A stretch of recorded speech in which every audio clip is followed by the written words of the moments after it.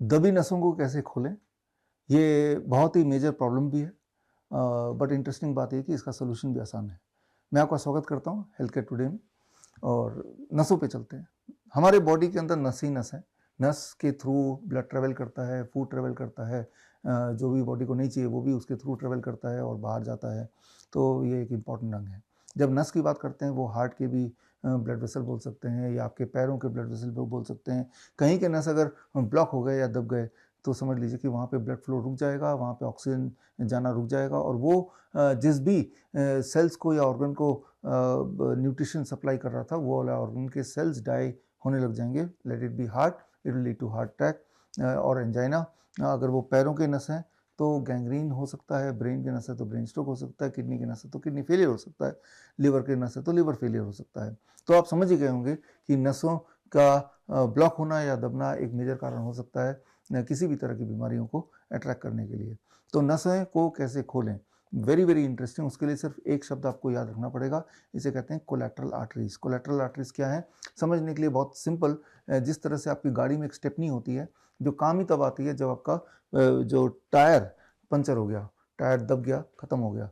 तो आप क्या करते हैं, जहाँ कहीं भी हैं, आप गाड़ी से उतरे, स्टेपनी को लगाया, आपकी ज़िंदगी गाड़ी आगे चलने लगी और आप आगे निकल गए। थोड़ा सा पॉज लगा बस। ठीक उसी तरह से हमारे बॉडी में भी, पूरे बॉडी में, हार्ट में, सारे ऑर्गन में, हर जगह there are collateral arteries, stepney.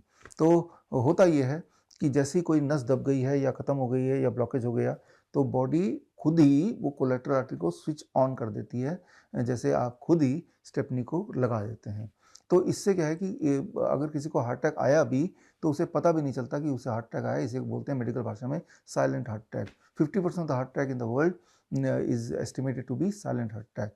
किसी और टाइम पे किसी और डायग्नोसिस के माध्यम से पता चलता, अरे इनके तो ये नसें ब्लॉक्ड हैं, यहाँ तो सेल्स मरे हुए हैं, जले हुए हैं, इसका मतलब इनको पास्ट में कभी हार्ट अटैक आया होगा। वो बोलता है मुझे तो पता ही नहीं। कैसे पता चलेगा? क्योंकि बॉडी ने खुद ब खुद वो कोलैटरल आर्टरी खोल दिए, और इसीलिए उसे पता नहीं चला। हो सकता है मुझे भी 2-3 हार्ट अटैक आए हों पिछले 10 सालों में, लेकिन मुझे पता क्यों नहीं चला? क्योंकि कोलैटरल आर्टरी खुल गए। तो कोलैटरल आर्टरीज बॉडी में होते हैं जो आपके नस को साइमल्टेनियसली खोलने की कैपेबिलिटी रखते हैं, जिससे वो बंद आर्टरी बंद रहती है, नए रास्ते से ब्लड जाने लगता है। जिस तरह से आप देखते हैं कि कई बार ट्रैफिक जैम हो जाता है, तो कुछ लोग ट्रैफिक को बाईपास करने के लिए कच्ची सड़क से लेने लगते हैं गाड़ी को, और कुछ लोग उसके पीछे अपनी गाड़ी लेने लगते हैं। तो थोड़े देर में, थोड़े समय में वो जो कच्चा सड़क है वो भी अपने आप में एक पूरा सड़क बन जाता है कई सारी गाड़ियों के जाने के बाद। तो एक ऑल्टरनेट रूट बन जाता है, एग्जैक्टली सेम। इसे बोलते हैं मेडिकल भाषा में नेचुरल बाईपास। बॉडी ने उस ओरिजिनल आर्टरी को बाईपास कर दिया, एक नेचुरल रूट अलग से बना लिया कोलैटरल आर्टरीज के माध्यम से। So this can be achieved.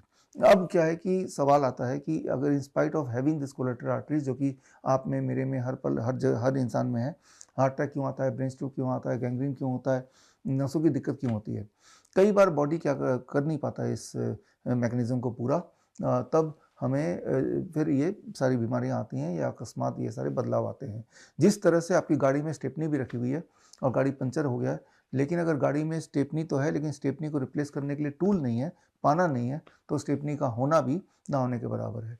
ठीक उसी तरह से बॉडी में कोलैटरल आर्टरी को खोलने के लिए कुछ टूल्स चाहिए। उनमें से एक टूल जो सबसे important, that is called nitric oxide. Nitric oxide एक तरह का गैस है जो बॉडी के अंदर ब्लड वेसल में बनते हैं या आपके साइनस में बनते हैं। तो वो टूल है जिससे कोलैटरल आर्टरी खुलते हैं। वो टूल की कमी की वजह से आपके बॉडी में कोलैटरल आर्टरी यानी कि स्टेपनी पड़ी तो है, बट वो बेकार है, वो बॉडी यूज़ ही नहीं कर पा रही है। एज ए रिजल्ट बहुत लोगों को हार्ट अटैक आता है, वो मर जाते हैं। किसी को गैंग्रीन आता है तो गैंग्रीन के पैर काटने पड़ते हैं। किडनी फेलियर हो गया तो किडनी वो भी इंसान अल्टीमेटली मर ही जाता है। तो ये सारी चीज़ होती हैं।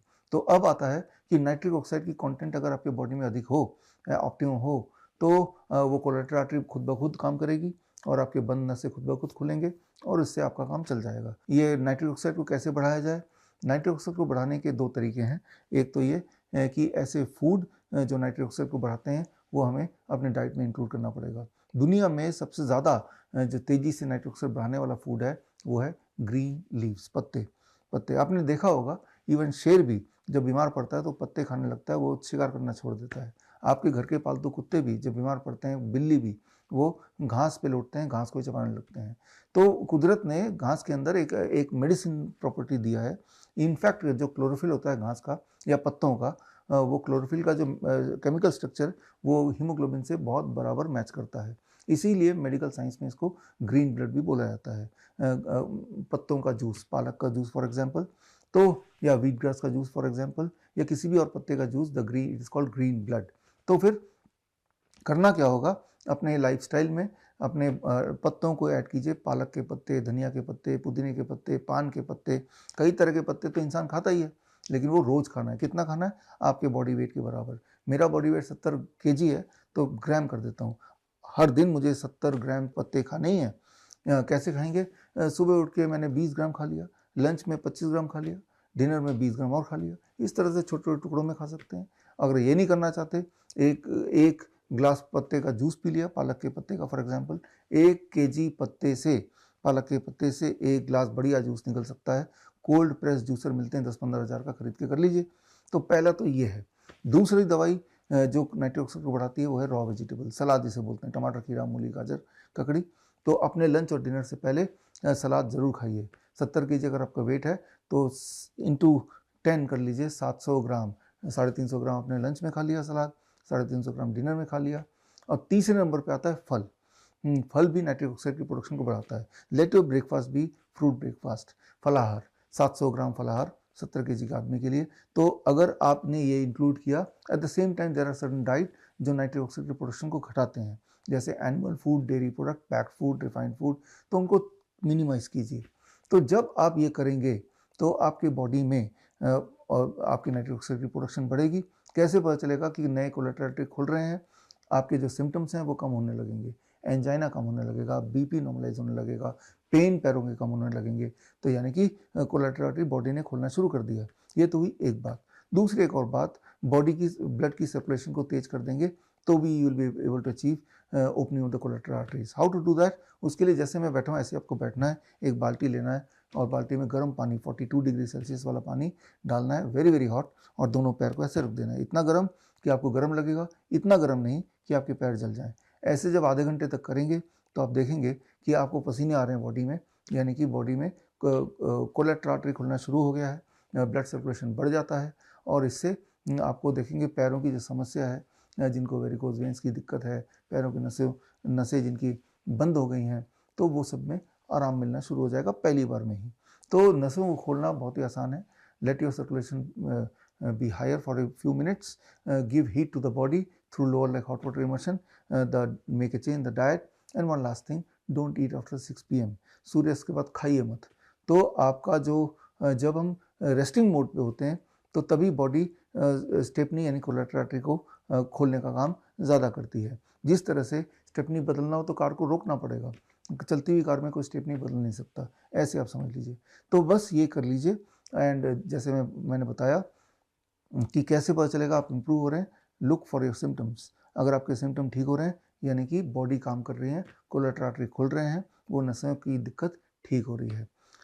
हम रखें आपका ख्याल। All the best. धन्यवाद।